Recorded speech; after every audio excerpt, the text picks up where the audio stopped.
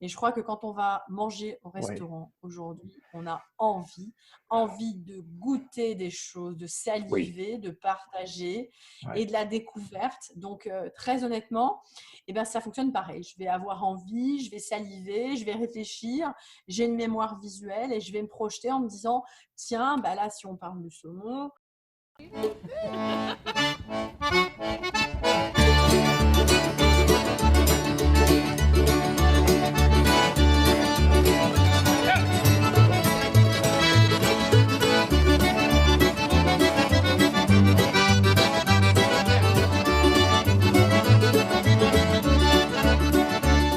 Bonjour mes amis de la fête de la gastronomie, bonjour à toutes et à tous.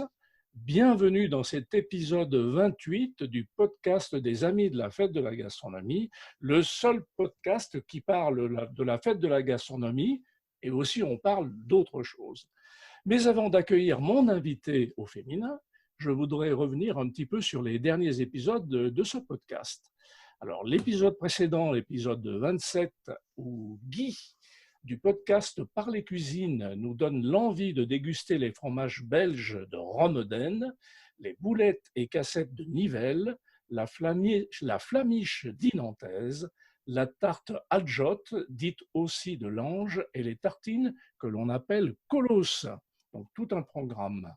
Je veux aussi rappeler l'excellent épisode 26 où j'ai reçu la jeune vigneronne Justine Vigne qui nous parle de ses vignes, elle a le même nom, ses vignes qu'elle cultive en biodynamie et de la manière dont elle élève ses jus dans des jarres en terre dans le beau village de Richerinche. C'est dans l'enclave des Papes et Richerinche, c'est aussi une capitale de la truffe. Restez à l'écoute de notre podcast parce que nous allons avoir d'autres épisodes autour des fromages belges et peut-être aussi des bières belges. Il y a beaucoup à dire. Et puis mes amis Marc et Guy du podcast Parler Cuisine sont vraiment très intéressants. Venons à aujourd'hui. Je reçois une jeune femme dynamique. Elle est maîtresse restauratrice. Elle nous expliquera ce qu'elle entend par là. Elle a été sommelière dans plusieurs grandes maisons de restauration et de gastronomie. Elle est curieuse, elle est ouverte, elle est à l'écoute des idées nouvelles et elle en propose. Elle est attachée au bien-être des personnes qui l'entourent. Elle aime transmettre. Elle est gérante et propriétaire du restaurant Bar à vin Le Verre dit Vin à Orléans, avec son mari Laurent Brochard en cuisine. Dans cet ancien espace de concert, ils sont au diapason pour proposer les meilleurs accords mais vin. Bonjour Sabine Brochard. bonjour Claude, merci de m'accueillir. Eh bien, c'est gentil à toi d'avoir accepté de participer à un épisode du podcast des Amis de la Fête de la Gastronomie. C'est très sympa à toi parce que même si les restaurants n'ont pas encore réouvert, il y a quand même des choses à faire.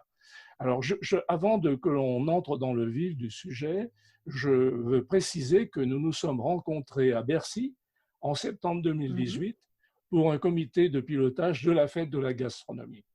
Donc voilà, Oui, on a beaucoup discuté, on a beaucoup rigolé. On s'est c'est même ça. retrouvé dans le parking de, du ministère des Finances pour aller chercher Perdu. on s'est perdu dans le parking pour aller chercher des affichettes de la fête de la gastronomie en Loiret. Enfin, on a vraiment passé un bon moment là. Bien, Oui, alors, complètement.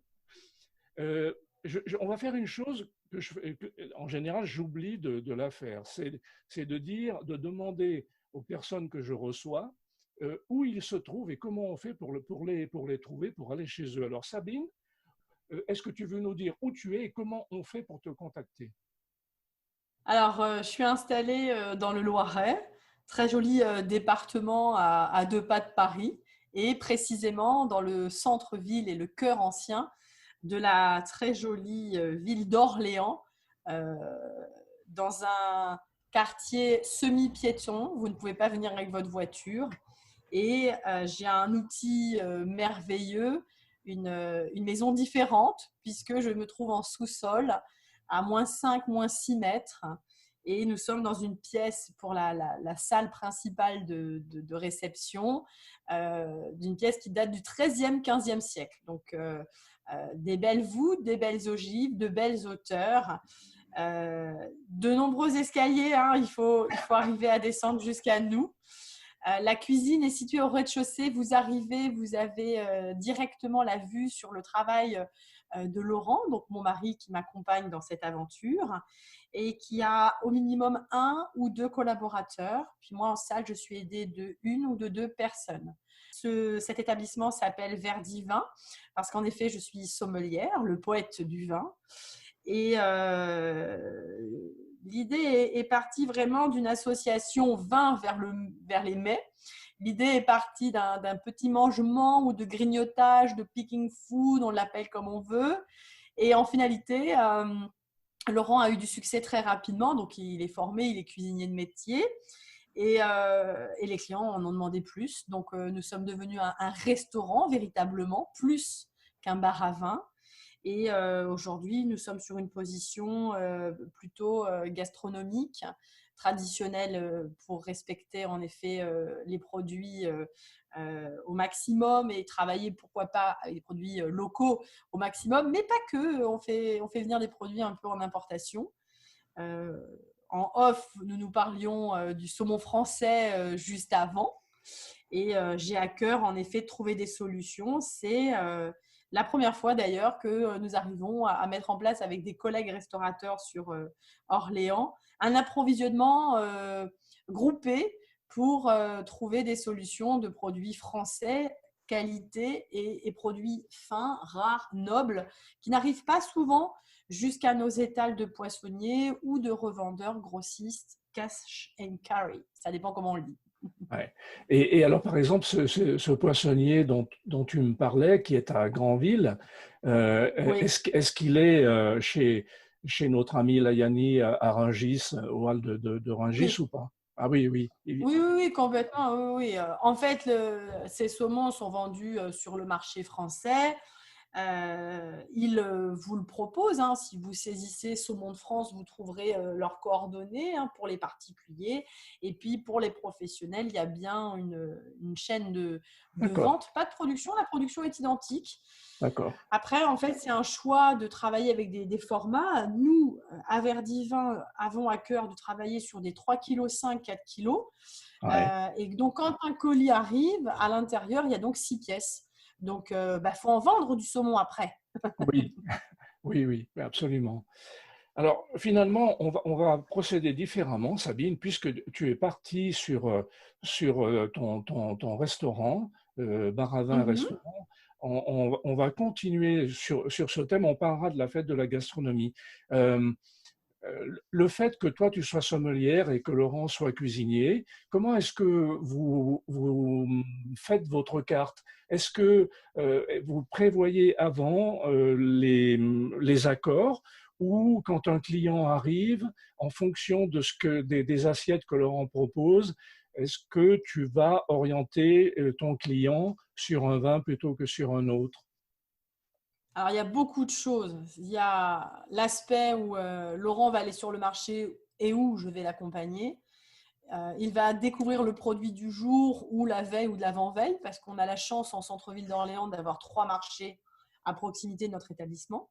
Donc vraiment, alors là, circuit court, on ne stocke pas de légumes ni de fruits.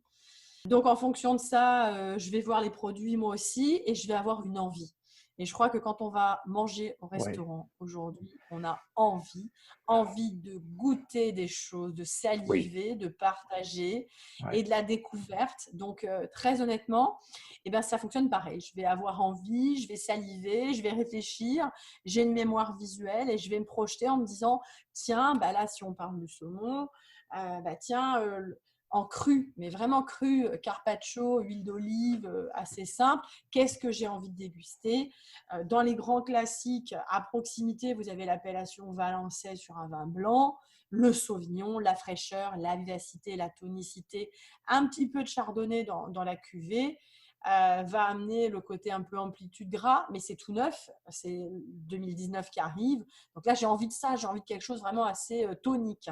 Et puis d'autres personnes vont préférer un rosé, un Mentou Salon si on reste dans la même région, qui va être sur le fruit, qui va être plus subtil, peut-être un peu plus en retrait, moins tonique, mais qui aura ce grand fruit puisque c'est 2019 aussi qui arrive sur le marché.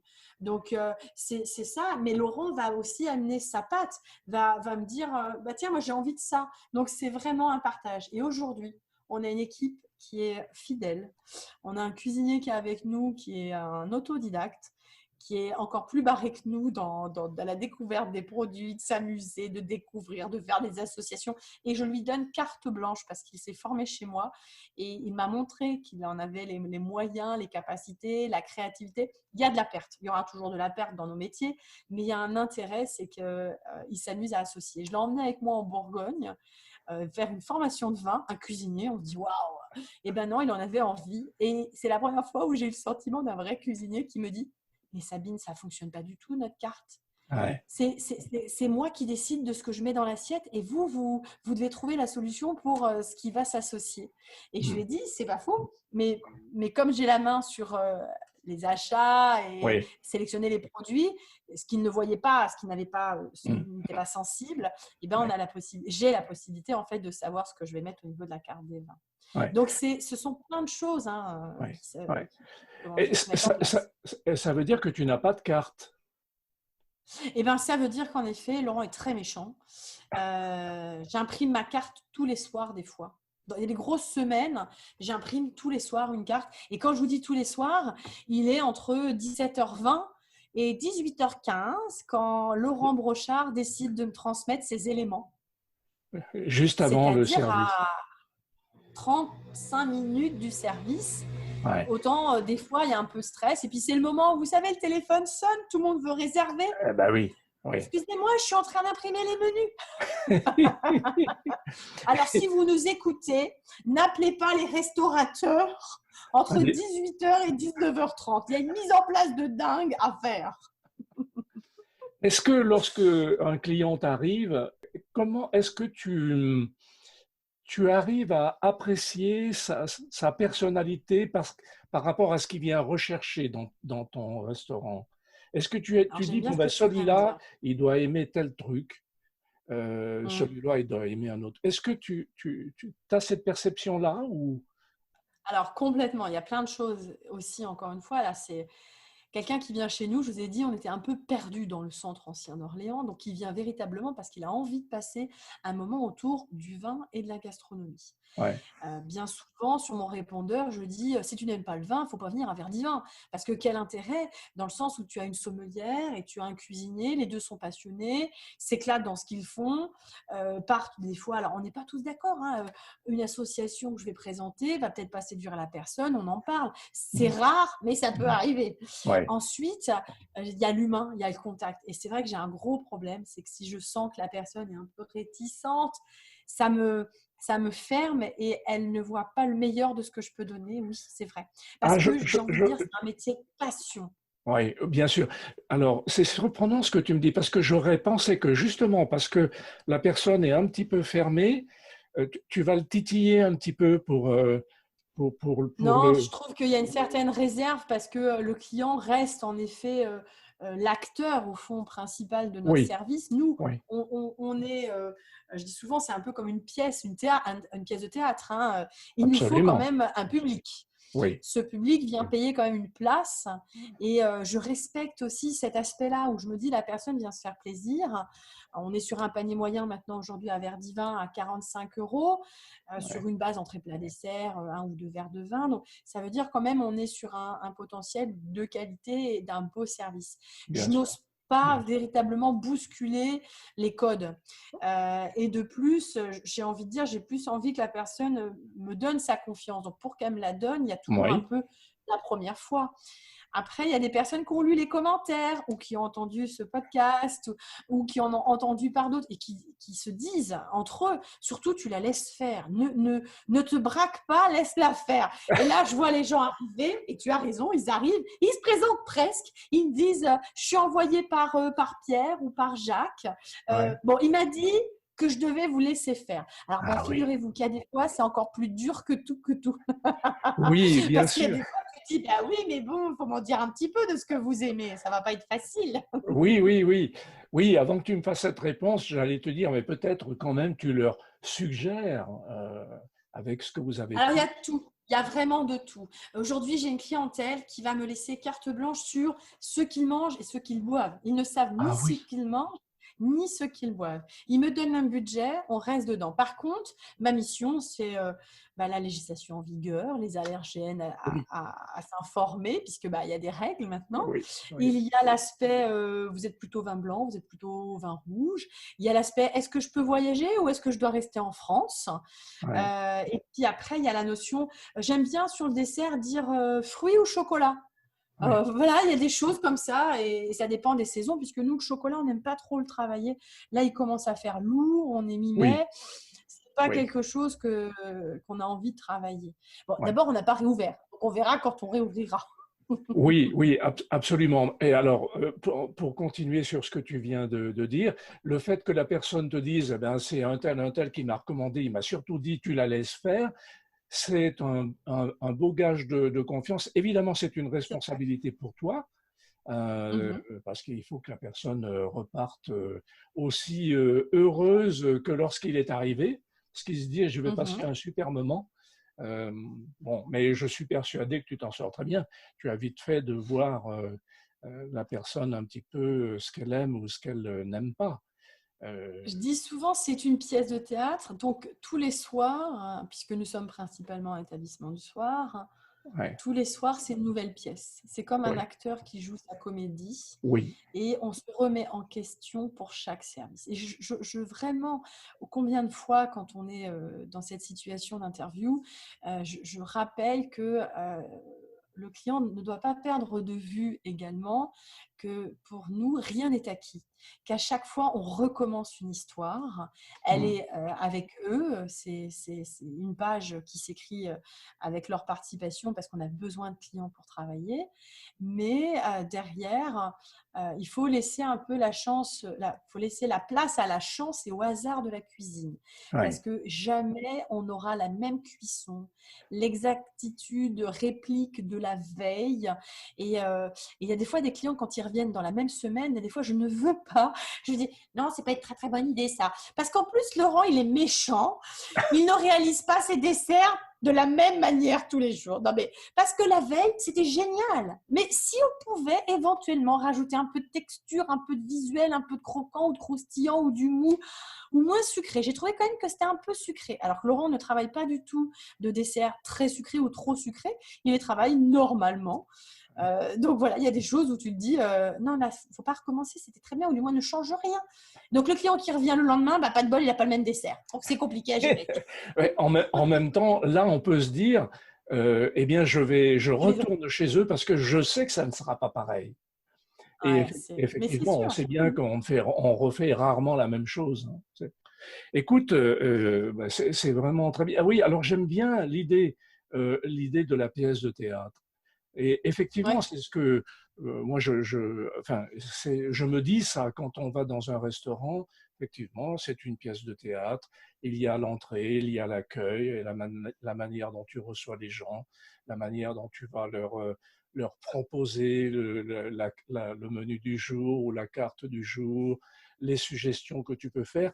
Et puis surtout, alors je ne sais pas comment tu fais toi, mais lorsque on a décidé ce que l'on va déguster, manger et déguster, plus déguster que manger d'ailleurs, eh bien, les gens ne savent en général pas ce qu'ils amènent dans l'assiette. Là, Mhm. tu me parlais du saumon français. Donc, toi, tu es capable de dire, ce saumon, il est élevé à tel endroit, il vient de tel endroit, voilà comment il est élevé, voilà le caractère des gens qu'il élève. C'est ça qui est important. De même, les légumes. Si tu me dis que tu vas Alors faire... ça, c'est véritablement la mission normalement d'un cuisinier. Oui, Le sommelier, normalement, connaît bien aussi ces régions. En fait, la sommellerie m'a vraiment... j'étais nulle en histoire-géographie, mais alors nulle, à l'école. Et quand je suis arrivée dans cette formation, je me suis dit, bon sang, il faut que je me remette à la alors géographie et à là, l'histoire de oui, France. Et là, je ouais. me suis dit, non, mais c'est l'enfer comme formation, c'est Et l'enfer. et la Et pas du géologie. tout aujourd'hui. Oui. Et la géologie, ah oui, Et oui, oui, la oui, géologie, complètement. hein. Ah ouais, Est-ce que c'est non, crayeux? Est-ce que c'est non. calcaire? Est-ce que c'est sablonneux? Hein, hein. Donc, résultat des courses, je pense qu'en effet, un établissement et qui se veut, pour ton introduction, maîtresse, restauratrice, bah, ça a un lien. C'est-à-dire qu'aujourd'hui, pour être maître restaurateur, ce label est le seul et unique label de l'État, pour l'instant qui ne s'est pas encore féminisé. Donc, je Donc me c'est ris toujours de maître cette restaurateur. situation. Ouais. Mais moi, je trouve ça. Alors, sommelière, en 98, quand je me forme, en 97, quand je me forme, mais j'obtiens mon diplôme en 98. 97, il n'y avait pas de sommelière. Hein. Ouais. Je suis à la Tour d'Argent à Paris, j'étais un sommelier. Hein, et j'ai un peu bousculé les codes et j'étais pas la première jeune femme, mais j'étais dans les premières. Et résultat des courses, ça s'est féminisé. En 98, quand j'ai eu mon diplôme, on m'appelait sommelière. Hein. Donc, Oui. en 98, en 2020, c'est pas si longtemps. C'est Ouais. pas si longtemps que ça. Et alors, Donc, sur ta porte, tu as le panonceau maître restaurateur? maître Eh ben restaurateur. non, non, pour plein de raisons. Ah, La première raison, c'est Laurent dit, mon mari, alors c'est moi qui suis titrée parce que Laurent n'a pas voulu le faire, parce que dans sa conviction forte, le mot maître, c'est quand même l'exigence, c'est presque pour lui la suprématie. Et il dit, il ne pourra jamais être un maître. Être un maître de... C'est très humble hein, de sa part. Donc, en fait, pour lui, il trouve que ce label, quand il a été déposé, la notion de maître est véritablement fort comme mot et c'est un engagement où lui, il se dit, je peux me tromper, je peux faire des erreurs. Donc, à l'époque, quand je l'ai passé, ce titre, je savais que Laurent ne voulait pas le faire. Il y avait cet aspect-là qui me gênait. Et d'autre part, au début, il n'était pas suffisamment strict comme label. On a trouvé qu'on avait des collègues qui n'avaient rien à voir dans ce label, qui, oui, pour nous, dans les codes du bien manger, c'est logique de travailler des maraîchers, des producteurs locaux, de faire sa propre cuisine. ouais, Alors aujourd'hui, sur Orléans, on doit être 5 à faire notre pâte feuilletée maison et on est dans ces 5. Et si je dis 5, c'est parce que je compte large. Mais c'est un choix. Alors il y a des fois, j'entends des collègues qui me disent « Mais qu'est-ce que tu te fais chier à faire la pâte feuilletée aujourd'hui? Il y a des solutions. » Oui, mais il y a aussi le plaisir de s'enquiquiner, comme ils disent. oui. Et puis de Mais dire aux le gens, résultat n'est oui, et puis c'est de dire aux gens, cette pâte feuilletée, ben c'est nous qui le faisons, quoi. C'est moi c'est qui la, notre travail. c'est le C'est notre travail. travail. Ouais. Donc on l'a retiré aussi quand à un moment, on a vu qu'il y avait des collègues qui étaient Hmm. dans ce groupement de labels Ouais. qui, pour nous, n'avaient pas leur place. Et on s'est même trouvé un petit peu, c'est pas lésé, mais c'est pire que ça. On s'est dit, non, non, on leur ressemble pas. Ouais. On veut pas de leur cuisine. Donc Ouais. voilà. Et humblement, encore une fois, c'est pas de dire qu'on est meilleur qu'eux, c'est qu'on n'est pas du tout sur le même registre. On Absolument. n'a pas fait ce métier pour parler de rentabilité ou parler de tiroir-caisse. Oui. On a fait ce métier parce qu'on est tous les deux formés. Alors, on est tous les deux issus de la campagne, donc on aime les produits du terroir. On aime bien manger, même si Laurent, de physique, est plutôt grand, élancé, tige de frein. Moi, je suis un peu plus petite et un peu plus large, mais large d'esprit aussi. Hein. Mais la cuisine est bonne, Eh ben oui. ce qui fait qu'on est très gourmand et gourmet, donc obligatoirement au fur et à mesure des années qui passent, parce qu'au début, quand tu démarres dans ce métier, tu n'as pas beaucoup d'argent, donc Ouais. tu vas acheter un petit peu, tu vas goûter certaines choses, et Ouais. puis après, quand tu vas gagner ta vie, tu vas pouvoir t'offrir des beaux produits. On a fonctionné comme n'importe quelle personne qui démarre dans sa vie et puis qui commence à profiter de ce qu'elle gagne parce qu'elle se donne les moyens de gagner de l'argent, bien sûr. Ouais, bien sûr. Et alors, est-ce que est-ce que vous avez un label? Est-ce que votre restaurant est répertorié dans, tout à l'heure on parlait en off de Table et Auberge de France, par exemple, ou d'autres. Alors nous, on est sur ce travail-là. Donc actuellement, grâce en effet à la fête de la gastronomie où on s'est retrouvés, grâce à Goût de France, des événements ont donc eu lieu comme l'an dernier pour la fête de la gastronomie, donc sur 2019, un goût de renaissance. Tout le travail qu'on avait mis en place avec notre interlocutrice Dominique, je ne donnerai pas son nom de famille, on est à l'antenne peut-être, qui nous a quand même beaucoup aidé sur le dossier en 2018, mais on avait travaillé donc sur 2017. On a Oui, vraiment fait un gros travail sur 2018. On fait venir un chef américain. On l'a baladé même dans les centres de formation. j'ai vu. Ouais, Il a pu partager avec les élèves des façons, des astuces ou ouais. simplement le plaisir de raconter une recette, de déjeuner avec eux et d'avoir des activités. Ensuite, avec les restaurateurs, on a principalement visité des restaurateurs, maîtres restaurateurs, mais pas que. Je suis aussi allée l'emmener voir des épiceries qui ont des petites tables maintenant. Et donc, c'était pour dire que la gastronomie aussi associe le tourisme culturel par un château, parce que c'est logique, aujourd'hui, tu cherches aussi un endroit où tu peux bien te restaurer. Et si par la même occasion, tu as une activité culturelle, tu es content.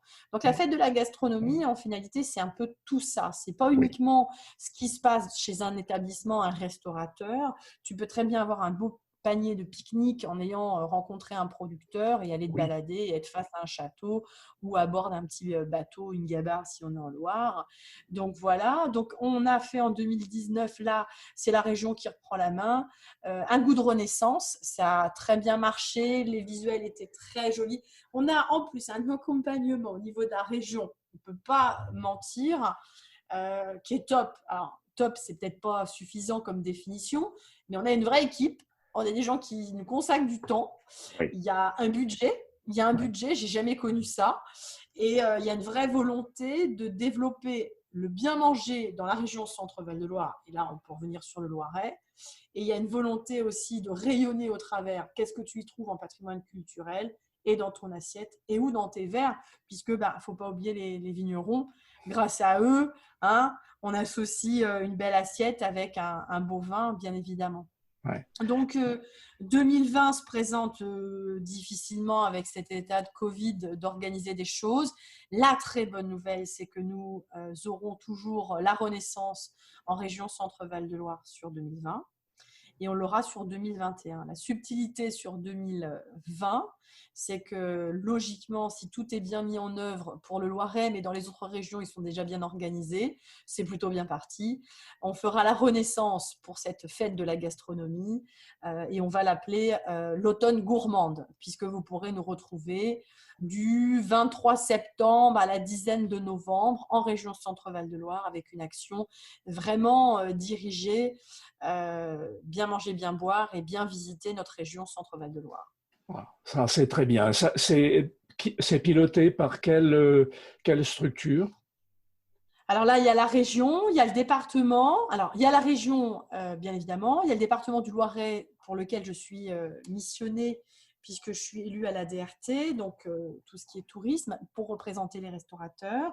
Les CCI du 28, du 41 et du 45 sont présentes aussi dans nos actions de travail, dans nos groupes de travail.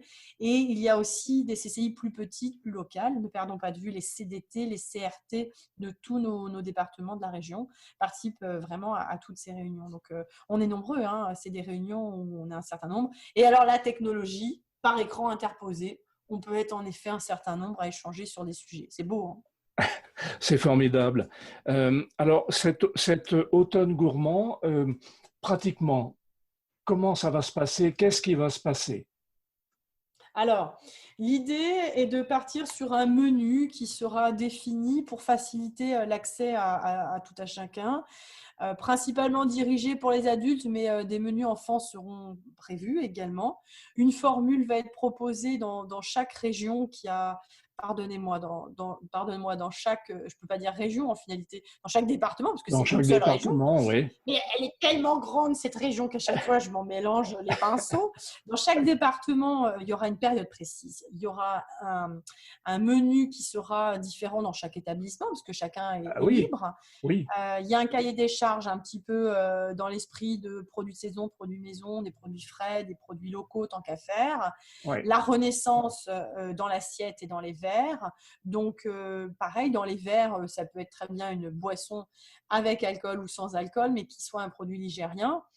Ensuite, l'idée, donc, c'est d'avoir un package où les gens n'ont rien à ajouter quand ils arrivent sur place. Donc, D'accord. c'est mise en bouche une boisson, une entrée une boisson, un plat une boisson, dessert et une boisson. Alors, quand je dis une boisson, je reformule bien, il y a l'eau minérale, il y a le café, il y a le thé ou l'infusion qui seront proposés. Et chaque département a une certaine liberté, puisqu'en fait, des actions sont menées depuis de nombreuses années. Mais c'est vrai que c'est la première fois où on va arriver à vraiment régionaliser l'ensemble. Et comme ça, un particulier qui veut, sur la première quinzaine d'octobre, aller, admettons, dans le 28, eh ben, il trouvera l'automne gourmande. Si 15 jours plus tard, il va en Indre-et-Loire, il trouvera l'automne gourmande. Si 15 jours plus tard, il vient dans le Loiret, il trouvera l'automne gourmande. On va vraiment harmoniser, mais s'organiser, que ce soit un fil pendant toute la Bravo. durée. Ouais. Il y aura des Bravo. portes ouvertes chez les producteurs, chez les vignerons. Ouais. J'avais envie vraiment aussi d'associer les boulangers, les glaciers, Oui. parce que nous, ici, dans le Loiret, on a l'opération, c'est ce week-end, au fil de la rose, qui Ouais. n'a pas pu se faire suite au Covid, Ouais. mais il y a des produits à base de rose qu'on aura le plaisir de retrouver dans nos assiettes. Et un glacier peut très bien réaliser une glace À la avec rose. une essence de pétales de rose, oui, Ah, oui, complètement. absolument. Mais alors ça, c'est vraiment bien parce que tu vois, lorsque Sophie Mise Le Boulez était au commissariat général de la fête de la gastronomie, on a beaucoup discuté sur le fait de faire la gastronomie sur 3 jours. Et moi, je militais pour faire ce que vous faites, ce que vous allez faire sur un mois, sur 2 mois. Parce que comme tu viens de le dire, si c'est sur un jour ou sur un week-end, tu ne peux pas tellement te déplacer pour aller voir ce que fait un tel ou une telle. Là, C'est ça. effectivement, on aura le temps d'aller voir, d'aller déguster ce que font celui-ci, celui-là, celle-là. Là, bravo, bravo. C'est bien Ben, de faire ça, vraiment. pour moi, dans mon cœur, je dis souvent à mes collègues, il faut aller voir ce qui se passe dans les autres régions, il faut Oui, aller voir ce qui se passe chez nos collègues. Certes, on peut être concurrent quand on est dans le même quartier, mais la oui, concurrence, elle est nécessaire pour qu'on travaille tous. Et encore une fois, la curiosité, c'est important dans ce métier de savoir comment les autres s'y prennent aussi, d'avoir un sentiment, un ressenti et même de partager une expérience. ouais. Je trouve qu'en fait, on ressort plus fort et pas dans l'esprit uniquement d'y voir un copiage ou une reproduction, mais plutôt un enrichissement personnel. Mais ça, c'est la nouvelle restauration. C'est pas, malheureusement, ce ne sont pas les anciens. J'entends souvent les anciens dire oui, mais Sabine, c'est vrai que toi, et je dis mais pas moi. C'est aujourd'hui ce qu'on attend. On doit travailler un peu tous ensemble. Oui, c'est intéressant ce que tu dis. Il y a deux choses que je retiens. Je fais un petit retour en arrière. Tu disais concurrent. Oui, oui, oui et non. Oui, certainement, vous faites le même métier. Non, ce que fait Laurent, même avec les mêmes produits, ne ressemble pas du tout à ce que fait le chef qui est voisin. Ce Mais sont, et même un même, collaborateur et- dans et- notre équipe avec qui on travaille au quotidien n'aura pas la même méthodologie, ne absolument. posera pas la fleur au même endroit, de la même manière, de la même disposition. Même moi, combien de fois je dis à mon mari que ce que je mange quand c'est lui qui fait à manger n'a pas le goût que quand c'est moi qui le fais. Oui. Et c'est pas une gêne de le dire, c'est différent. On n'a pas d'abord la méthodologie, encore une fois, et il y a le petit plus, heureusement, il y a un peu de savoir-faire qui est individuel, quoi. La signature, la signature. Et La alors, signature, tu peux avoir une belle recette et ne pas arriver à la reproduire. Combien de fois d'ailleurs, tu arrives à la maison, tu te dis ah, j'ai très bien mangé, il m'a donné sa recette, je reproduis, je fais oh, mais ça n'a rien à voir. ça C'est pas marche pas ça. du tout. Voilà. Ça marche pas pareil. Oui. Et alors, tu viens de parler de nouvelle restauration. Qu'est-ce que tu veux dire par la nouvelle restauration? Alors, nouvelle restauration, c'est aussi c'est la vie, quoi. C'est le cercle de la vie. On revient à des choses qu'on a connues. Et Ouais. on est passé à côté parce que c'était pratique. Alors, la nouvelle restauration, pour moi, c'est prendre en compte l'activité d'un producteur aussi qui réalise ses légumes et un producteur d'œufs, d'aller à la rencontre. Alors, c'est très dur au niveau du bovin, donc tout ce qui est viande. Poisson, tu as entendu, je me bats pour trouver des solutions. Mais la nouvelle restauration, c'est se donner à cœur vers qui est derrière ton couteau ou derrière la porte de ton frigo que tu vas ouvrir. Tu ouvres ton frigo et moi, je vois Laurent, quand un de ses jeunes prend la tomate, il lui dit, elle te parle, la tomate, il faut que tu la regardes. Oui, Quand tu l'as dans ta main, ne la coupe pas de cette manière-là parce que tu l'abîmes. Alors, oui, c'est ça aussi, c'est le respect du produit oui, avant même de vous le présenter. C'est un oui, peu ça, la nouvelle restauration. oui, C'est aussi une mentalité, hein, c'est une mentalité de vouloir quand même recevoir tes clients dans de bonnes conditions, dans les bonnes règles d'usage, dans un respect. Et puis, dans l'assiette, le goût. Le goût, le goût, le goût. oui. Respecter le goût. Ne pas être neutre, mais à la fois ne pas multiplier les saveurs ou les sensations pour avoir Oui. vraiment le goût de la chose. Est-ce que ça peut être une solution aux événements que l'on vit pour la reprise, pour votre reprise? Est-ce que c'est cette... Alors nous, on est très contents hein, de l'actualité, alors pas du Covid, mais cette J'imagine. notion de reprise. Oui, parce que Et toi, avec ton mari, vous êtes déjà dans ce trip-là. alors, nous, on a été moins perspicaces que nos collègues parce qu'au début, il y avait quand même la crainte. Hein, le Covid, ça s'attrape vite. Hein, c'était un peu ça quand même. On nous disait, il y a eu un peu le côté terrifiant. Donc, au début, on a laissé les autres faire. Allez-y, battez-vous. Parce que la peur. Et puis, il y a une chose, je suis honnête, le métier de vente à emporter, c'est un autre métier. Oui. Tu ne peux pas présenter un plat tel que tu viens le déguster dans un restaurant, dans du Mm, boitage, tel mm, qu'il soit. ouais. Et bien sûr que nos clients, tes auditeurs, je ne vais pas y arriver, les personnes qui vont écouter cette émission sont peut-être fins gastronomes, aiment cuisiner à la maison, mais moi, ce qui m'agace dans ma tête, c'est de me dire, tu commandes un plat emporté, et quand tu vas le recevoir à la maison, il va falloir que tu reprennes ta poêle. Il y a des trucs pour moi, c'est pas cohérent. Un plat emporté, il doit être fini. Et je trouve Ouais. que la restauration que nous proposons ne peut pas être proposée à emporter. Donc nous, on Ouais. s'est concentré sur un saumon, un foie gras, et c'est tout principalement ce qu'on a proposé. Par contre, on a fait travailler nos producteurs pendant Oui. tout le Covid. On est allé les voir quand on pouvait et on a continué à manger. Mince, on n'a pas fait de drive. Et je trouve que quelque part, il y a deux sons de cloche. Tu as les gens qui te disent on va revenir aux produits français, on va mieux manger. Mais Oui. non, ils ont continué à acheter au drive. Alors c'est Ouais. vrai, Ouais. le papier toilette, ta brosse à dents, tu ne peux pas l'acheter chez ton maraîcher. Mais bon sang, les maraîchers avaient encore plus besoin de nous, Ouais. tous, Ouais. restaurateurs confondus, pendant cette période, Ouais. que quand on est ouvert, parce que Ouais. nous étions fermés. Ils avaient donc moins de rotation et pourtant ils ont produit de la même manière. Et ça a Eh oui. été très, très dur pour eux. Oui. Et aujourd'hui, moi, je vois mes maraîchers, quand je vais sur le marché, ils sont très contents de nous voir. Et Ouais. ils nous le disent, vous êtes bien les seuls à venir en cette période que vous êtes fermés, Ouais. acheter pour vous personnellement manger.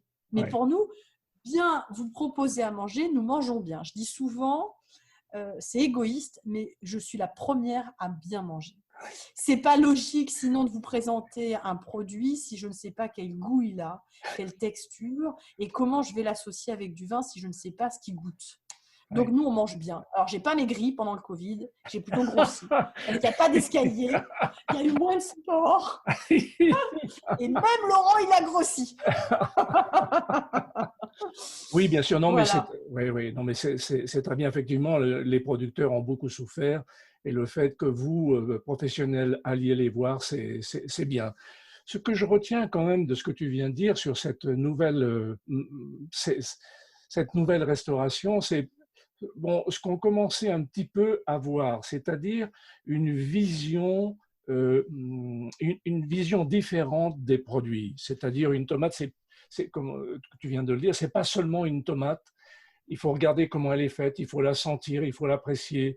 Effectivement, comment je vais la couper sans trop l'abîmer, comment je vais la couper pour qu'elle soit sur son plus bel aspect. Le saumon, c'est pareil. N'importe quel poisson, c'est pareil. C'est une vision différente du produit et de voir toute l'histoire du produit qui a derrière, où est-ce qu'il a été pêché, comment il a été pêché, est-ce que c'est dans des filets, est-ce que c'est à la ligne, tu vois, il y a toute cette approche. Et là, du coup, pour moi, je trouve que ça pourrait être un apport pour un argument de vente ou un argument pour faire venir les gens dans les restaurants.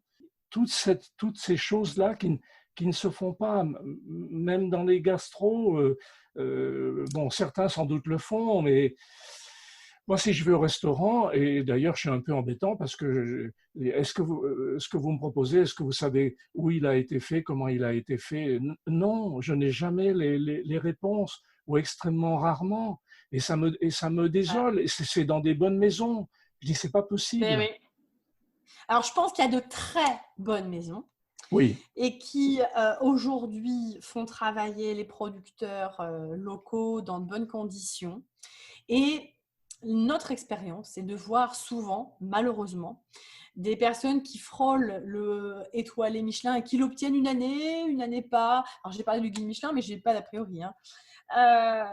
Et ben, il y a des fois où tu te dis, mais en fait, le sourcing que nous avons à Verdivin, c'est un sourcing facilement d'un macaron. Par contre, on n'a pas la prétention d'être étoilé parce qu'aujourd'hui, j'ai un petit manque, c'est au niveau du service. On n'est pas suffisamment nombreux parce que l'étoile veut quand même un vrai service, il y a une vraie prestation. Mais dans ce que Laurent vous propose dans sa carte, il y a le niveau d'un étoilé. ouais. Après, encore une fois, il est humble et il a peur de se rater. Il a peur que demain, en obtenant un macaron, on se rate. Donc ça, c'était en aparté. Ce que je veux te dire par là, c'est que je te rejoins pleinement, c'est que malheureusement, ce n'est pas parce qu'ils ont une notoriété que vous allez mieux manger. J'aimerais vous dire là maintenant, écoutez toutes ces critiques, ces journalistes qui sont pourtant des professionnels et allez manger dans les étoilés. Parce qu'à une époque, moi la première, je m'appuyais sur principalement deux guides, le guide Michelin dans ma voiture tous les ans et le Goemio. Je les mettais côte à côte. S'il y avait une moyenne qui ressortait à valeur équivalente, j'avais un gage, j'étais sûre. Mais aujourd'hui, il y a quand même beaucoup, beaucoup, malheureusement, de tromperies. Et l'expérience est de ce jeune garçon qui nous a rejoints en cuisine maintenant depuis 3 ans, qui me demande de partir en formation régulièrement dans des étoiles Michelin parce qu'il a les prétentions de m'accompagner, puisqu'on est vraiment deux à vouloir aller jusqu'au macaron. Et qui me dit l'an dernier, Sabine, mais on a un sourcing d'étoilé, il n'y a pas de problème. Quand je vois les produits avec lesquels je travaille, j'ai honte, Sabine, d'être dans un macaron. Donc voilà, il n'y a pas à chercher. Alors, je ne le généralise pas, mais je le vois quand même régulièrement. J'ai l'expérience parce que, encore une fois, je vais manger chez mes collègues. Le jour où nous verrons nos collègues manger chez nous, là, on se dira déjà qu'ils ont compris. Parce que je ne sais pas où mangent mes collègues, mais ils ne doivent pas s'amuser tous les jours. Franchement, je ne sais pas ce qu'ils boivent non plus, parce qu'en 19 ans de caviste, j'ai très rarement vu un collègue venir acheter une bouteille de vin dans mon commerce. Donc, c'est pour vous dire, je suis très inquiète. Alors, je ne suis pas en train de faire de la pub que pour mon établissement sur tes ondes, mais j'ai envie de te dire, quand un restaurateur ne sait pas ce que l'autre y fait, déjà, c'est inquiétant. Ouais, ouais, oui, absolument. Pour parler du Michelin, vraisemblablement, oui, les cartes sont en train d'être rebattues. Ça m'amène à effectivement te demander comment est-ce que toi, tu vois, alors on parlera peut-être du Michelin après, mais comment est-ce que tu vois la suite de vos maisons de restauration, gastronomie, par gastronomie? On voit que certains chefs, même un certain nombre, ferment leur gastro. Comment est-ce que tu vois la suite, toi? Alors, c'est difficile d'y répondre. Oui, j'imagine, je Pour sais bien. moi, c'est un label, c'est un gage de qualité. Je trouvais que ces deux-là que j'ai cités sont des beaux supports. Et je trouvais qu'ils avaient… Certes, certains disent ils font la pluie et le beau temps, mais heureusement, il faut bien qu'on ait souvent un tuteur, il faut bien qu'on ait une base sur laquelle Absolument. on puisse s'appuyer. Absolument. Un touriste, il n'est pas obligatoirement international. Je suis touriste quand je vais dans une autre région que je ne connais pas. Bien Il sûr. me faut bien un support. Aujourd'hui, m'appuyer sur un petit futé où 50% est de la commercialisation d'articles, je ne suis pas d'accord. Un guide comme le Goemio et ou le guide Michelin, ils ne payent pas leur emplacement. Donc, c'est vrai, quelque part, pour moi, c'est crédible. Ce sont des vraies critiques. Mm. C'est fondé. Alors après, bien évidemment, malheureusement, je pense qu'ils ne vont pas vérifier suffisamment les établissements qui sont sélectionnés. Et c'est ce qui leur est reproché. Mais moi, Oui. je veux bien être critique gastronome. Je ne sais pas comment je finirai ma vie.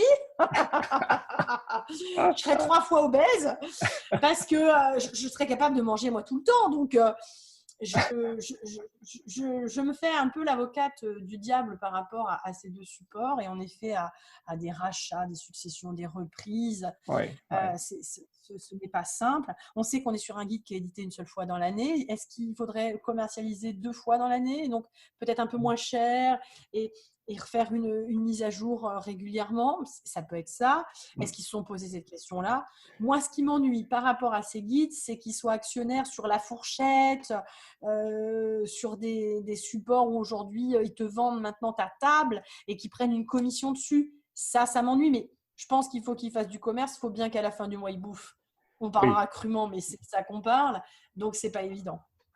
J'allais dire, est-ce que, on parlait des réseaux sociaux, est-ce que des guides tels que le Michelin, tels que le Goemio, tels que le Petit Futé et toutes sortes d'autres guides, est-ce qu'ils sont nécessaires encore aujourd'hui?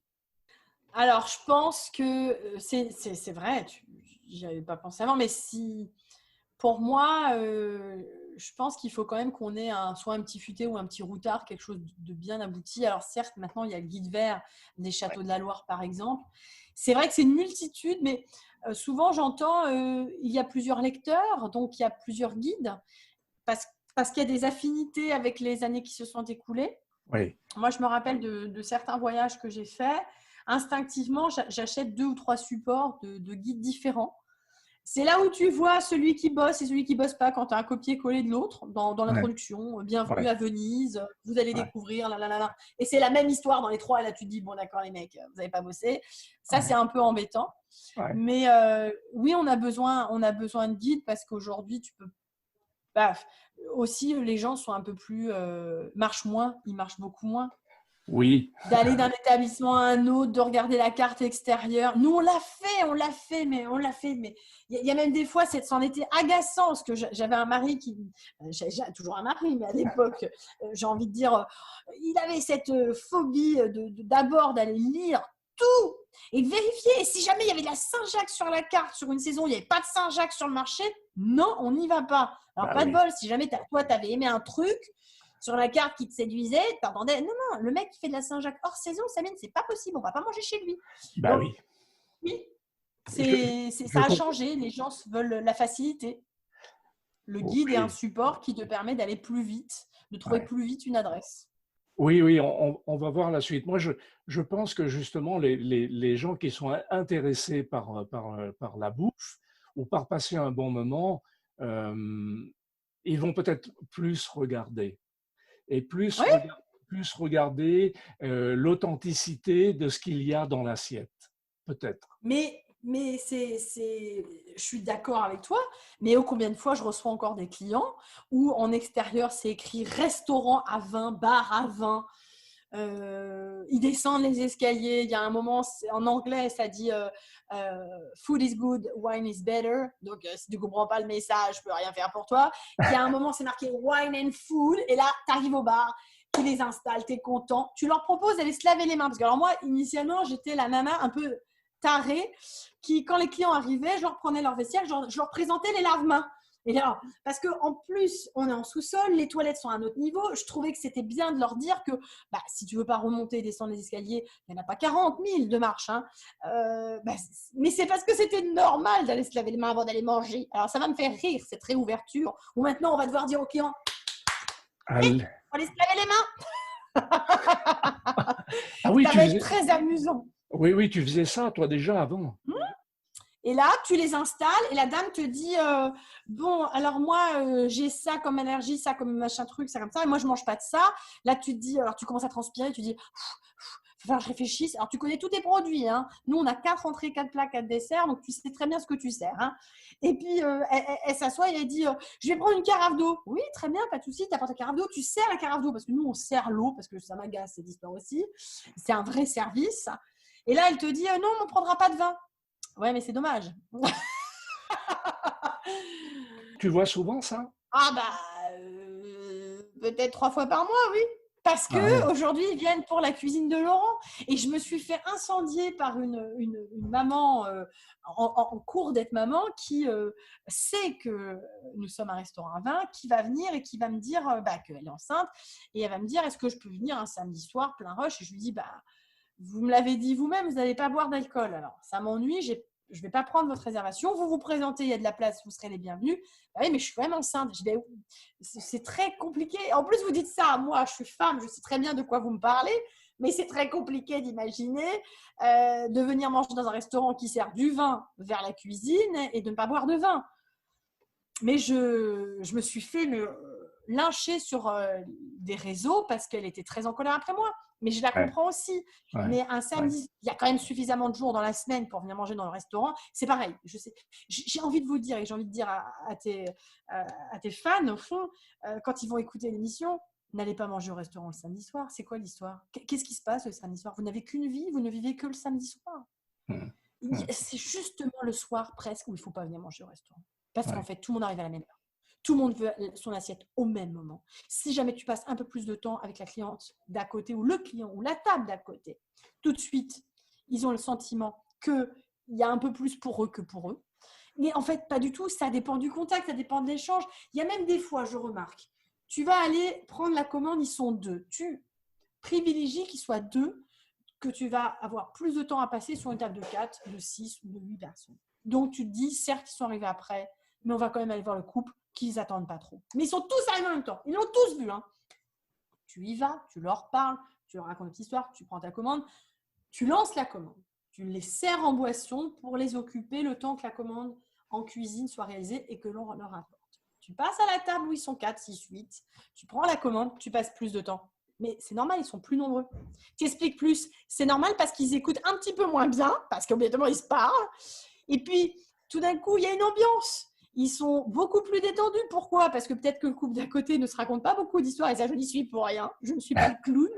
Même si souvent on me dit que je suis un clown. Et sur la table de 4-6, si jamais j'en ai un qui commence un petit peu à me courir sur l'haricot, je vais arriver à lui trouver une petite phrase fort sympathique pour lui faire comprendre qu'il faut qu'il me raconte ce qu'il a envie. ouais, ouais, Donc, ouais. il va y avoir une sorte de sympathie, cette pièce de théâtre qui va se jouer toute seule, d'un Oui, nature, d'un oui, naturel des personnes qui sont autour de cette table. ouais, Et là, c'est génial. Donc, à côté, ils sont jaloux. Ils se disent, nous, on n'a pas eu ça. ouais. Ouais, mais bon, tu t'es pas lâché, quoi. D'abord, tu m'as pas souri et j'ai l'impression qu'il s'est passé quelque chose pour toi dans ta journée. Quelqu'un est mort. Il y a des fois, je dis en fin de service, je leur dis, moi, au début de service, j'ai cru que vous étiez malade ou que quelqu'un était mort. Et ça les fait rire parce que on est sur la fin du service, donc ils sont déjà morts de rire. Mais je leur Oui, dis, si vous arrivez, l'image que vous nous donnez, c'est celle qu'on va vous restituer. Je ouais, ne peux pas répondre d'un visage qui est fermé avec un énorme sourire, une patate d'enfer. Je suis stressée, je me pose la question, oh, mince, il s'est passé un truc pour eux. Parce que, en effet, vous êtes chez nous et on a envie que ça se passe bien. Donc, on ouais, va changer notre façon de travailler autour de la personne si on sent qu'elle est un peu réticente. Et c'est une ouais. erreur. Mais à la fois, c'est humain parce que tu n'es pas là pour faire du mal aux gens, tu es là pour qu'ils soient bien dans ta table, bien chez toi et qu'ils passent un bon moment. Ouais. Est-ce que le fait peut-être d'associer mieux l'idée de théâtre avec ce que l'on va manger serait peut-être une bonne chose? Parce que effectivement, si on est intéressé par la bouffe, on sait qu'on va dans un autre monde. On sait que c'est comme si on allait effectivement au théâtre ou au cinéma ou avec des copains. Donc, on va faire quelque chose de différent. Mais un couple qui va au restaurant, ben, c'est peut-être simplement pour ne pas que madame cuisine. Donc, Oui. ils ne sont pas forcément dans l'idée on va rentrer dans un autre monde. Mhm. Peut-être le fait de Bah dire, oui, oui, on pourrait l'écrire que ceci est une pièce de théâtre. Tu as d'autant raison, je n'y que, ai jamais pensé. d'autant Mhm. que c'était une salle de concert avant, c'est d'après ce que j'ai Oui, vu. c'est Hein? vrai. En plus, on a un outil qui respire ou transpire. Il y a beaucoup d'âme. On ne Ouais, peut pas parler d'une chaleur. ouais, Je dis souvent, non, il y a un air, il y a un fond, il y a une âme. ouais, Je vois, absolument. il y a des personnes qui sont réticents d'arriver chez nous quand ils connaissent pas de premier abord et je les vois descendre et époustouflés par la pierre. Et Ouais, ouais, derrière, alors il y a des fois où j'entends, c'est pas que je sois trop oppressante, on me l'a déjà dit, hein, mais trop près de la table, trop ah, à accompagner les gens. Et ah, je comprends. Et puis, il y a des moments où derrière, au début, ils vont se sentir un peu trop, je sois trop proche. Et ils vont le réclamer parce que si jamais je le suis pas, là, pour eux, il se passe quelque chose. C'est pas la même que d'habitude. Et d'accord. souvent, hein, des clients me disent, j'ai un client qui m'a appelé la semaine dernière et il me dit oui, bonjour, j'aimerais réserver une table pour le 27 juin. Le 27 juin? Je dis, bah ça va, on n'est pas en retard. Alors d'abord, j'écoute la voix. Je dis, le 27 juin, je répète une deuxième fois, le 27 juin, le 27 juin. Oui. Alors, il entend ce blanc et il me dit, mais j'entends dans votre voix que vous n'avez pas changé, vous avez toujours cette bonne énergie, tout. Je dis, oui, oui, oui. Et c'est là que je lui ai dit, le 27 juin, vous n'êtes pas en retard. Je dis, mais je ne sais même pas si on sera ouvert le 27 juin. Je ne sais même pas comment je dois prendre votre réservation, si on prendra Ouais, votre température quand vous ouais. arriverez, Et si on doit alors, prendre vos coordonnées. ouais. Oui. Et alors justement, comment est-ce que vous allez vous organiser pour la réouverture? Vous allez devoir faire des aménagements dans votre salle. Alors, il y a plein de choses. Nous, on va laisser les autres courir. Encore une fois, on va les laisser faire, qu'ils y aillent, qu'ils courent, qu'ils veulent. Parce que mes collègues n'ont pas compris qu'il n'y a pas d'urgence à ouvrir pour une simple et unique raison, on est en crise sanitaire. Ça ne s'est jamais vu, c'est la première fois, c'est à caractère exceptionnel.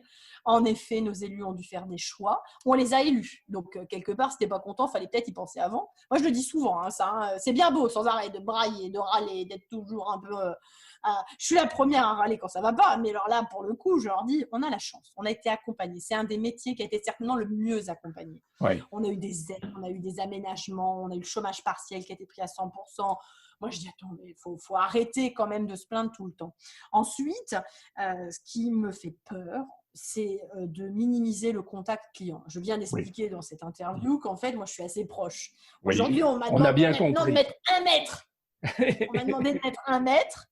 On m'a demandé potentiellement d'y mettre un masque. Moi, je porte le masque maintenant régulièrement parce qu'on va faire des achats, on va voir nos producteurs, je vous le disais, mais au début, on ne le portait pas parce qu'on était dehors. Et bon, après, on écoute un peu ce qui se dit. On est dehors, mais on ne touche pas les gens quand je dis on est dehors. Donc, on ne portait pas systématiquement le masque. Moi, aujourd'hui, je suis allée chercher mon poisson, j'ai porté le masque. J'ai l'impression qu'on m'a passé un grattoir, à gratter la poêle sur le visage, tellement que c'est irritant. Parce qu'en plus, ils auraient pu nous apporter une solution qui soit douce, hein, ça aurait été sympa. Non, là, il est irritant. Alors, on me répond, s'il y a du poil dans le masque, ça va retenir les gouttelettes, le microbe, le machin. Tu devrais être contente. Donc, je suis contente, il y a des poils dans le masque. Par contre, on va être défiguré à la fin du Covid, hein, parce qu'il y aura bien une fin, je nous le souhaite. Résultat des courses, il y a des aménagements à faire qui vont rendre nos services plus sérieux, plus stricts ou plus sévères. Il y aura peut-être un petit peu moins d'âme. Je suis contre l'idée de mettre une plaque plexi pour séparer les gens et encore moins un couple, parce que quand même, ils dorment dans le même lit à un moment ou Oui. un autre. Et du monde. Sinon, j'espère que dans leur lit, ils ont prévu la plaque de plexi, sinon on va être bien embêtés. Et puis, nous avons un établissement qui fait 121 mètres carrés pour recevoir les clients. Quand on fait 20 couverts, on est content. Donc, les 4 mètres carrés, dans le pire des cas, on les a. Oui, je vais peut-être devoir retirer deux tables de 2 personnes. Donc, mon implantation est à 43 et quand je suis sur un samedi soir, je fais 28 couverts. Donc, je vais Ouais, devoir retirer 2 tables. Je ne colle jamais des clients. Je fais toujours tout, toute l'année, ouais, de ne jamais servir les personnes côte à côte. ouais, J'essaye de les disperser. C'est cette pièce de théâtre. Je ne veux pas que la table 1 soit collée à la table des clients qui vont arriver après en table 2. Non, ouais. je vais d'abord les éparpiller pour qu'ils aient leur moment à eux, qu'ils soient Une un peu dans ce intimité. cocon, Ouais. une intimité, qui s'approprient les locaux, la carte, qui ouais. passent un bon moment et non pas scotché aux autres. Donc moi, je n'ai pas vraiment ce problème. Mon souci, il est sur la borne de gel d'accueil, sur les gants qui ont pris une claque financièrement parlant, tout a pris 30% en termes de prix. Ouais. On me dit qu'il faut acheter des produits nettoyants, désinfectants, mais on me rappelle de l'autre côté les scientifiques que le virus ne meurt pas avec un bactéricide, il faut un virucide ou sinon un simple savon suffit. Oui, mais ils m'ont vendu un bactéricide. Oui, dans ce cas-là, il valait mieux acheter du savon. Ah bon, d'accord. Mais en fait, vous êtes au courant de ce qui se passe, vous savez ce qui se passe. Voilà. Donc, c'est très confus. J'ai des collègues qui ont couru à acheter des masques, mais j'ai ri. Et des réunions de travail avec des collègues qui ont des activités de discothécaires, qui me disent, allez, début avril, mot pour mot. Oui, en réunion en plus avec monsieur le maire d'Orléans. Oui, bonjour, on aimerait savoir comment on va acheter des masques. Alors moi, tellement, je me dis, mais attends, discothécaire, si moi déjà en tant que restauratrice, j'ai du mal à ouvrir, discothèque, avant la fin de l'année, faut pas trop rêver. Oui. Et monsieur le maire n'avait pas la réponse, c'était mignon. Et il savait pas comment y répondre parce qu'on veut pas être maladroit. Personne ne veut être maladroit dans la réponse. Et c'est moi qui lui ai répondu. Et il tutoyait un peu tout le monde, ce monsieur. Et je lui dis non mais attends, je te rassure, moi je sais que demain je vais pas ouvrir. Toi, c'est pour après-demain. Alors laisse les masques de côté, tu auras le temps d'en racheter plus tard. Non mais c'est le problème, il est là, quoi. Donc comment on va vivre cette réouverture on va essayer qu'elle se passe bien pour tout le monde, pour vous en tant que client, pour nous en tant qu'acteurs. Et on a des collaborateurs. On a la chance en France d'avoir été accompagnés, d'avoir été aidés, c'est sûr, j'ai pas de salaire parce que je suis TNS, travailleur non salarié. Eh ben, je n'ai pas de salaire. J'avais pas l'intention d'aller à l'île Maurice, mes collègues peut-être. Ils vont peut-être pas partir en vacances cette année. C'est pas très grave au fond. Je crois que personne n'est mort dans nos entourages et on devrait être fiers de ça qui nous est mis en quarantaine en finalité. En confinement, après on l'entend comme on veut. L'histoire, elle est de se dire on a évité la propagation. Est-ce que c'est un peu sévère? Est-ce que c'est too much? Peut-être, on se le dira dans un an, on verra. Mais pour le moment, c'est à moindre mesure et à moindre mal, devrais-je dire plutôt. Et j'ai le sentiment, moi, je n'ai pas perdu mon temps. J'ai mis à jour mon site internet. J'ai continué à faire des recettes à la maison. On les a présentées à nos clients. On a créé du lien. Là, pendant cette interview, il y a eu peut-être 10 appels parce qu'on a mis donc, le saumon en ligne. Les gens sont contents. C'est un autre moyen de communiquer, de commercialiser. Je dis souvent, la restauration, si tu fais le même métier tous les jours, il faut que tu arrêtes. C'est cette histoire de pièce de théâtre, encore une fois, il faut que tu arrêtes. Si tu veux vivre la même chose tous les jours, change de métier. Il faut changer de métier, il faut être comptable. Oui, tout à fait. Mais bon, le pharmacien, c'est pareil. Le pharmacien, il n'a pas envie, il fait les mêmes heures peut-être, mais il n'a pas envie d'avoir les mêmes conditions tous les jours. Il a envie de s'éclater, de raconter une petite histoire.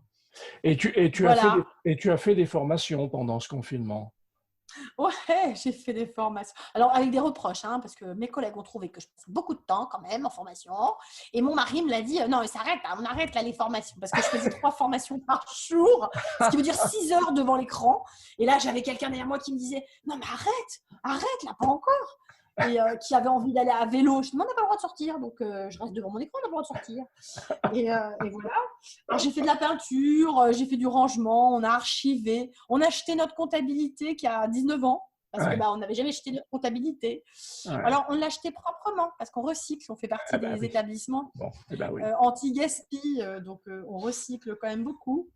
Voilà, donc beaucoup de formations sur du marketing, sur du web, même sur de la photo, comment présenter la photo d'un plat, les mots-clés à faire apparaître. Il y a beaucoup de choses qui étaient gratuites et ça, on peut vraiment, je dis encore une fois, frapper dans nos mains.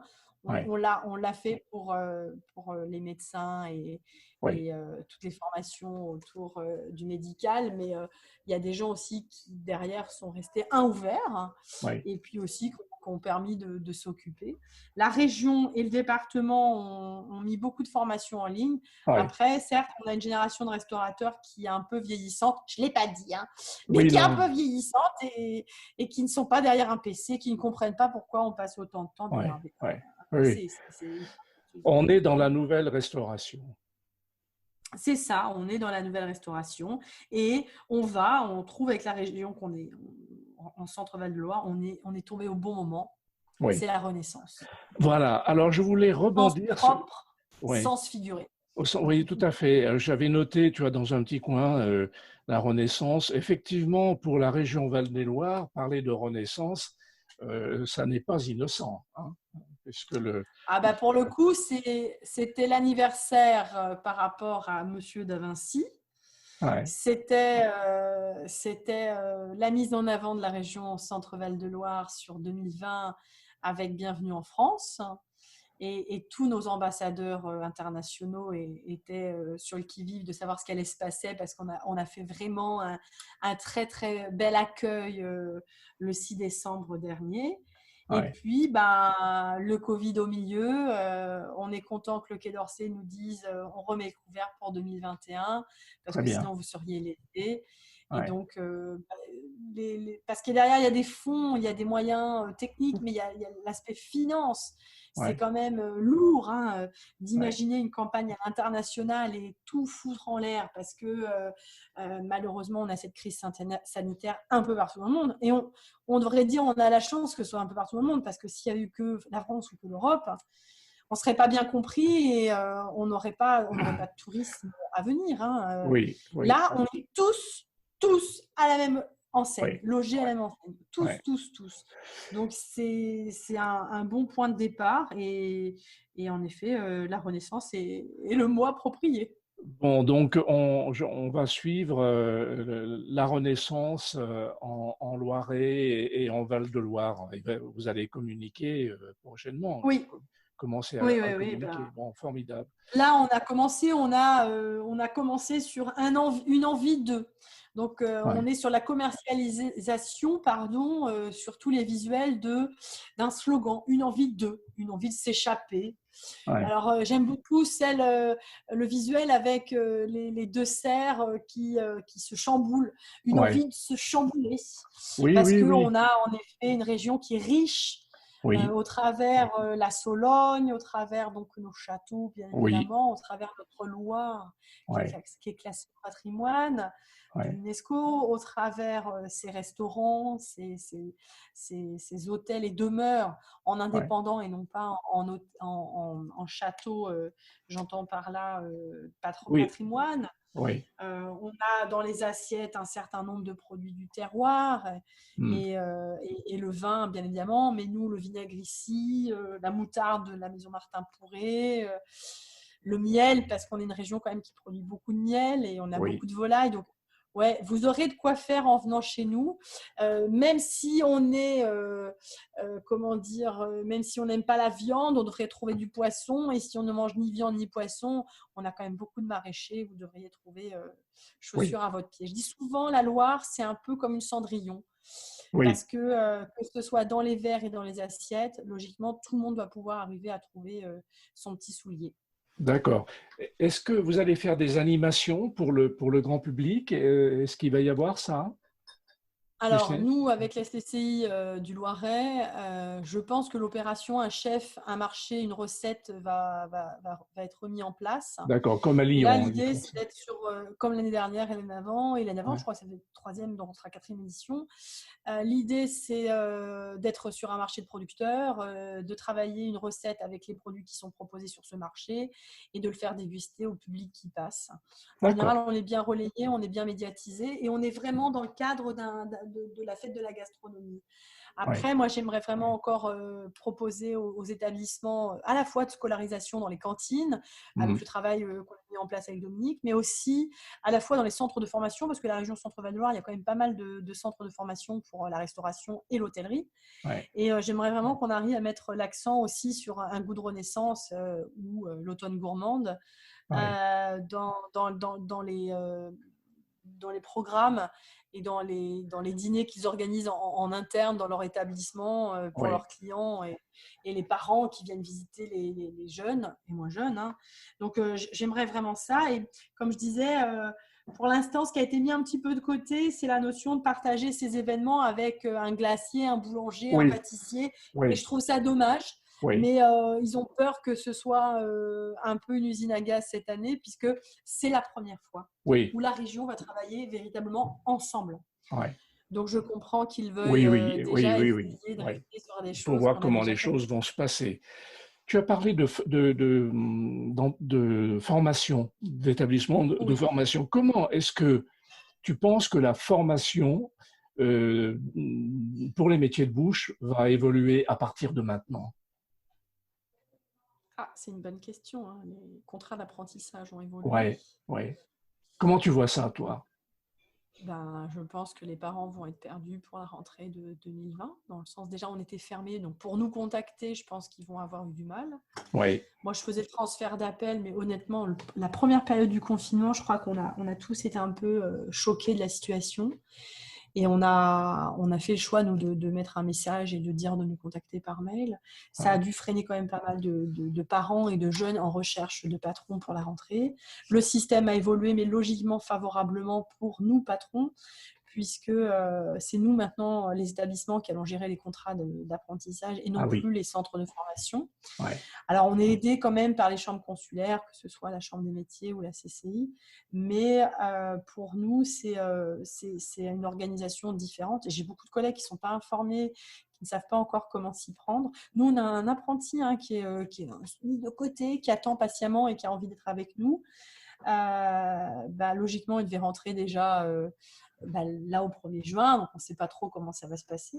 ouais, Euh, mais on pense que ça va être très compliqué très pour les compliqué. parents et les jeunes de trouver Ouais, un patron. ouais, Et d'autant plus que nous, on est une petite brigade, donc on va arriver à garder notre équipe au complet. Mais les établissements qui ont 10, 15 salariés, si véritablement leur structure, situation, emplacement de table ne leur permet pas cette distanciation sociale et donc de devoir retirer des tables, ils vont devoir licencier du personnel.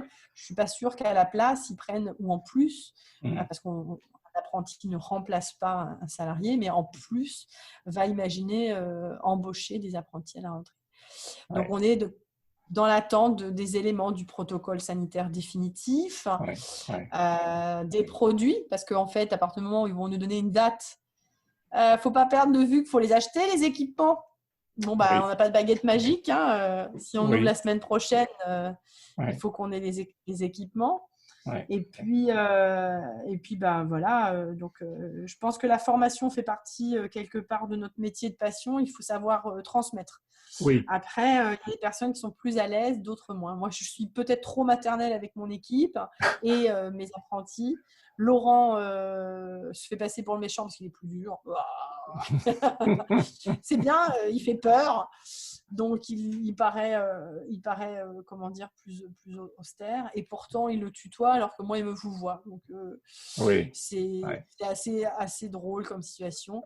On d'accord, est là pour les accompagner. Moi, je dis souvent à un apprenti ou une apprentie qui se présente, donc déjà la motivation, que c'est un métier avec des contraintes en horaire, mais il y a d'autres métiers où c'est difficile aussi, où tu te lèves plus tôt. Donc, est-ce que c'est véritablement une contrainte si tu veux une vie de famille avec peut-être quelqu'un qui est dans le cadre administratif, c'est difficile peut-être à mettre en œuvre. Mais si tu as envie, si tu aimes le contact, si tu aimes rencontrer des gens, si tu aimes travailler dans une petite structure, et si tu as envie de travailler, hein, parce qu'il y a tout ça, il y a à la fois la passion, mais faut avoir envie de bosser. Si tu as envie d'apprendre, si tu as envie de grandir de cette expérience, logiquement, chez nous, en tout cas, ils ont leur place. Par contre, c'est vrai que on est un établissement sérieux. Et des fois, je le dis en entretien, euh, on accompagne les jeunes, ils doivent être bons à l'école. Je ne prends pas de jeunes ou de moins jeunes qui n'a pas envie d'aller se former au centre de formation. ouais, Donc malheureusement, bien souvent, je casse les contrats d'apprentissage quand je vois qu'ils reviennent avec des notes qui ne sont pas bonnes. Parce qu'en ouais, fait, ils pensent que tout se fait dans l'entreprise et je leur dis non. Aujourd'hui, peut-être, vous n'avez pas besoin d'apprendre à compter avec moi parce que c'est moi qui compte pour vous, mais demain, vous en aurez besoin pour votre propre compte ou si vous voulez être manager, responsable ou chef d'équipe, il faut savoir compter. J'ai pris compter, mais alors je ne vais pas parler de oui, oui, oui, français ou de savoir lire. c'est l'idée. C'est très compliqué. Et alors, par contre, il n'y a pas d'âge. Je ne supporte pas l'idée de dire c'est une génération, Ouais, machin ouais, truc. ouais, Non, ouais. non, non, non, non, non. Nous, on a tout vu. En 9 ans, on a tout vu. Ouais. Jeune, moins jeune, tu n'as pas envie, tu écris mal. Tu lis Oui, mal oui. et tu lis bien ce que tu veux dire. Oui, absolument, absolument. Je voudrais pour terminer, Sabine, parce que je sais que ton temps est quand même compté, je voudrais revenir un petit peu sur ton métier de sommelier. Comment est-ce que tu travailles? Tu vas au contact des producteurs? Tu es inspiré sur un goût de vin par une saison? Comment est-ce que ça se passe, ton idée? Alors, déjà, je devrais commencer par remercier les vignerons qui, pendant la période de confinement, m'ont fait parvenir des échantillons parce qu'ils savaient que je ne pouvais pas aller les rencontrer. Et c'est un métier où aussi le vigneron, quand il envoie des échantillons, ça coûte de l'argent aux vignerons, ça Oui, coûte du temps. Et ils ont joué le jeu. Donc, nous, on a continué un peu à déguster pendant cette période. Ça, c'est très important. On va leur répondre parce que nous, on a à cœur depuis 19 ans de répondre à tout homme ou toute femme qui nous envoie un échantillon de quoi que ce soit, de répondre. On aime ou on n'aime pas, simplement parce qu'on a le droit de ne pas être connecté. Ensuite, ma façon de fonctionner. Il y a 19 ans en arrière, j'étais que caviste, j'avais pas de restaurant, donc je me baladais tous les week-ends parce que j'avais pas d'enfants, pas de vie de famille, c'était facile. Je prenais un sac, j'arrivais chez le vigneron, je dormais là, et résultat des courses, je revenais avec un pain de vin, 3 vins. ouais. Aujourd'hui, c'est vrai qu'avec le restaurant, c'est différent. J'ai moins de temps, mais j'y vais quand même le week-end. Je vais à la rencontre de mes confrères aussi. Je vous disais, je vais voir mes confrères restaurateurs ce week-end. Ouais. On a respecté les distances recommandées et on s'est arrêté quand même chez des confrères, leur dire qu'on ne connaissait pas, que j'ai aidé pendant la période du confinement. J'ai aidé pas mal de collègues pour leur dossier administratif. On a goûté une bière de leur coin, voilà. Donc, c'est aussi des rencontres. Je pense que Oui. j'espère que mes collègues n'attendent pas uniquement que le producteur vienne à eux. Là, mon bureau, bah non, on ne voit pas mon bureau. Mon bureau, il est submergé de produits italiens, espagnols, parce que je vais remettre les assiettes antipasti en marche. Mais je cherche de la charcuterie plutôt qualitative. On aime bien travailler avec Juan Pedro Domecq, qui est donc en Espagne et qui fait des bellotas, des purs bellotas. Et là, elle me disait qu'elle était sur des affinages de 54 mois. Alors là, ça va être le caviar du jambon parce que Waouh. ça va être terrible. Je pense que ça va être terrible. Donc, c'est beaucoup de contacts. Moi, j'ai continué à garder contact avec mes vignerons, que ce soit les plus proches. Francis sur Valençay, Francis Jourdain est venu me livrer 2 fois pendant le confinement parce qu'on a quand même des collègues qui ont fait des ventes à emporter. Mon Ouais. petit frère qui a une boucherie, je l'ai livré parce que lui, il a continué son activité, donc je lui ai vendu du vin. Sur le marché, il y a eu, les bières, ça explose, donc on a goûté quand même pas mal de bières. On a goûté des jus de pommes. J'aime bien en ce moment l'association Pomme Cassis qui est proposée là, par 2-3 producteurs sur Orléans. J'aime bien parce que la pomme, il y a des fois, ça peut être un peu doux, un peu sucré. Et je Un dirais que peu toute seule, je ne suis acide pas une grande parfois. fan. Ouais. Et avec le cassis, bah, j'ai trouvé que ça amenait un peu de tonicité, c'était Ouais. bienvenu. Donc Ouais. voilà, on va à la rencontre de nos producteurs quand même pour beaucoup. Et quand on ne peut pas référencer, je n'ai pas honte à le dire, j'appelle un cash and carry, que ce soit métro ou promo cash. Je demande s'ils veulent bien le référencer. J'appelle mes collègues restaurateurs et je leur dis, bah voilà, si quelqu'un est intéressé, pour Orléans, en fait, c'est pas le centre du département en finalité, parce que notre département, il s'étire aussi bien, donc nord, est, ouest, donc largement. Le sud et le nord, c'est vrai, sont plus courts, mais on a Oui. vraiment un département qui est large. Quand tu as un producteur qui est à 1 heure et demie de voiture, tu ne peux pas aller chercher tes produits. Je vous disais que je travaillais 3 fois sur le marché. Donc, il faut que je trouve aussi des solutions de regroupement. Donc, on est en train de réfléchir avec des restaurateurs à ce regroupement, mais en attendant, eh bien, je me rapproche en effet des gros et je leur demande de référencer, de sourcer pour nous. Ils sont contents, hein, puisque aujourd'hui, tout le monde veut travailler avec du local Ouais. et c'est un grand service. Donc voilà un petit peu comment on continue. On source beaucoup, beaucoup, beaucoup de choses. C'est pas qu'on soit infidèle, mais on aime bien changer. Pas sur Oui. un produit. Hein. Si par exemple je trouve ma tomate chez la famille Salmon, on restera avec la famille Salmon, sauf si Guillaume me dit Sabine, cette année mes tomates elles sont pas comme ça. On va d'une manière ou d'une autre, encore une fois, avant de présenter un produit, on va le goûter. Oui, il faut le On ne connaître. sert pas un produit qu'on n'a pas goûté. Ça c'est Ouais. une certitude. Ouais. Ouais. Donc Mais c'est pas du hasard. ouais. Est-ce que tu as du Côte-du-Rhône? Est-ce que tu as des Bourgognes? Ah oui, Hmm. On a un certain nombre de références françaises, européennes et puis même internationales. Alors, c'est vrai que je suis ambassadrice pour la France de la Virginie aux États-Unis, sur la côte Est. Oui. Et c'est vrai que ces derniers temps, c'est plus compliqué à vendre, je vous l'accorde. Ouais.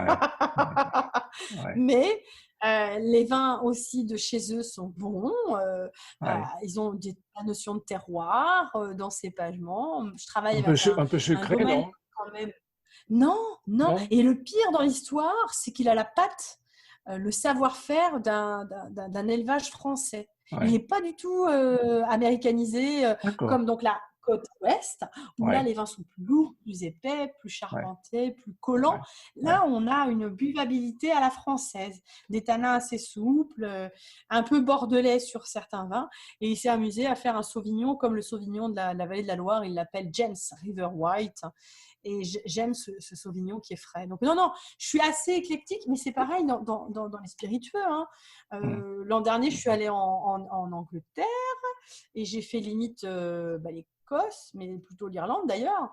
Et j'ai ramené du gin, parce que j'adore d'abord. J'ai été formée à Thurleston en Cornwall, j'ai un diplôme européen de la restauration, et j'ai rencontré cette famille qui faisait son propre pain avec la house gastronomique en français, et qui m'a fait goûter des tas de gin. Donc je suis revenue il y a maintenant 20 ans en arrière, avec cette culture de boire un gin presque tous les soirs. Je ne le fais plus. Le vin a pris quand même beaucoup de place. Mais j'avais un gin tous les soirs qui m'attendait. J'avais du pain français tous les soirs qui m'attendait. Elle faisait sa bière sous l'évier. Je suis tombée dans une famille qui aimait manger. Et c'est génial, je disais son pain. Et voilà. Donc, Incroyable. résultat des cours, j'ai une culture de produits vraiment riche, Ouais. internationale. Ouais. Et on s'est baladé beaucoup avec Laurent en France. On se balade toujours. On sait ce qui va se passer. Je donnais l'exemple de ce couple de restaurateurs qu'on a visité ce week-end, qui sont arrivés sur la région maintenant il y a 2 ans. Et donc, je travaille donc, au tourisme pour les restaurateurs. Et j'ai fait son analyse de site. Et je lui dis, tiens, tes mots-clés sont mauvais. Là, c'est pas bon ça. Tu as oublié ça. Et puis, tu parles pas des eaux bleues. C'est quoi les eaux bleues? Je dis, quand même, à Tavers, il y a les eaux bleues. C'est quand même un truc que Dame Nature nous laisse encore actifs, des bouillons qui se font naturellement. Ah et oui. Suite à la minéralisation de l'eau, elle est bleue. Mais bleue. Mais c'est où ça? C'est où chez vous? C'est à Vers, c'est entre Orléans et Beaugency. Jamais entendu parler. Ben oui, et je lui dis, mais si tu veux faire venir du tourisme, il faut aussi que tu leur dises que tu as un truc à faire visiter. Il n'y a pas uniquement que ta table. Il y a aussi la culture que la Loire est à proximité, la balade à vélo, etc. Mais à Tavers, tu as quand même un truc que nous, on n'a pas chez nous. Voilà. Donc, et elle me dit, mais comment tu sais tout ça? Eh bien, je suis curieuse. Je me balade, je prends mon vélo. Mais ça fait longtemps. On est natif façon du Loiret. Oui. Donc, d'une manière ou d'une autre, on peut vous en parler. Mais on connaît la Seine-et-Marne parce que c'est à côté. Comme on connaît très bien le Cher, l'Indre-et-Loire, pardon. Ouais. On connaît tout ce secteur-là parce qu'on se balade beaucoup, beaucoup, beaucoup. Effectivement, tu es dynamique. Oui. Et une mini-émission qui doit durer 20 minutes va durer 2 heures. Ça, je suis désolée. Et voilà, tu vois, ça fait à peu près, pas tout à fait 2 heures que l'on parle. 1h03. Bon.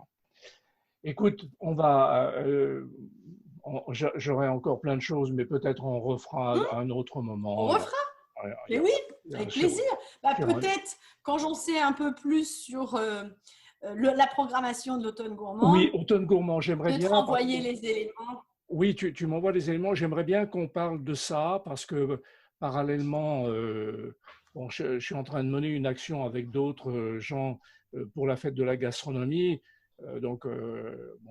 Voilà, on pourrait trouver quelque chose, mais bravo. Bon, vous êtes soutenu par la région, les départements, bravo. Ce que je trouve quand même rigolo qu'en France, il n'y a pas beaucoup de régions qui ont ce niveau, et c'est ce que j'avais dit d'ailleurs à Dominique. Je trouvais vraiment que cette région Val-de-Loire, sur ce plan-là, pour ses artisans, était quand même très active, quoi. C'est à noter. Alors en fait, ça part de personnes comme Dominique qui a envie, qui a la même démarche que moi, qui veut se balader, qui veut découvrir des choses. Et ça part quand même de cette… là, on va leur donner un peu de baume au cœur, de ces anciens restaurateurs qui, heureusement, ont fait aussi leur job et qui ont essayé de faire des choses. C'est pas d'aujourd'hui, hein, ça fait un moment quand même qu'ils essayent de se fédérer et d'avoir des actions. Mais dès que tu fais un groupe, tu as des gens qui t'apprécient pas, tu arrives à travailler avec plus de personnes, une autre personne, des affinités. Puis peut-être qu'à un moment, ça devient long, puis d'avoir la responsabilité d'organiser, de créer un groupe, de le faire tenir sur le temps. C'est du temps aussi que tu dois consacrer. Du temps, c'est il y a difficile. réflexion. Il n'y a personne qui va te dire merci. Aujourd'hui, c'est vrai que sur cette planète, on est vraiment nuls. On ne se dit jamais suffisamment merci. Moi, Dominique, combien de fois je lui ai dit que c'était une expérience extraordinaire, géniale, et que je la remerciais. Et de temps en temps, elle l'entend encore, mais je sais bien que ça l'agace un petit peu. Mais pour moi, ça fait partie d'une logique, d'un normal. Quand je dis merci, quand je passe un bon moment, les gens sont là, elle me dit merci parce qu'elle a passé un bon moment. Je trouve que c'est important de dire merci aussi.